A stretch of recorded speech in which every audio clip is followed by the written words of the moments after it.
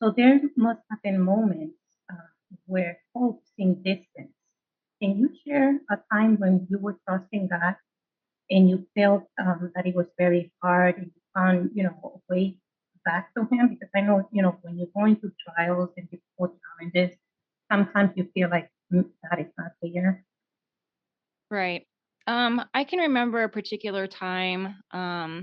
There's a woman in my life who was very pivotal, also, that was a part of my church, who she's actually like a counselor at our church. That's her ministry. And she specializes in like family relationships, with husbands and wives and grief and things like that. But she was a friend first, and she's a bit older, so I've always kind of looked up to her and as a bit of a mentor. And she knew that I struggled with, like I said, I grew up in a family that was very negative, and they focused on like the what ifs and shoulda, coulda, wouldas and things like that. So I was home with a newborn and a 2-year old when my son was going through his treatment. So my husband was the one that always took my son, our oldest, to all of the doctor's appointments. And I still to this day I carry a lot of guilt, that I couldn't be there for my son. Mama should have been by his side and holding his hand and going through that with him. But I had two little ones at home that needed me. My youngest was born 2 weeks after he was diagnosed. So I'm full time breastfeeding, all in the motherhood stuff.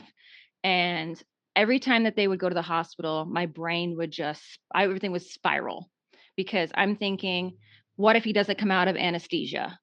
What if there's very, very strong drugs that they give these kids that have such horrible side effects that they have to be monitored and they have to be on an IV the entire time to flush it out because it is so incredibly toxic.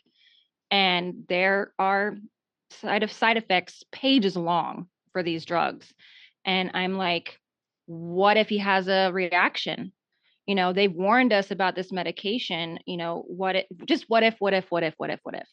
And I had expressed this concern because I would literally be pacing the house, just crying, holding my baby. Postpartum hormones are raging. Things, are already tough because I have a newborn and a 2-year old.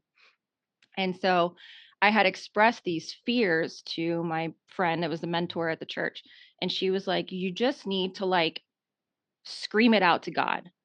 Just scream it out. And I was driving in the car one day and I just like I was praying, but I was literally screaming to God to please protect my son, get him through this. I was like telling the enemy that you're not allowed in my family, you're not allowed in my head. Like you need to go away. You have no power over me, you have no power over my son, and we're not going to have anything to do with you.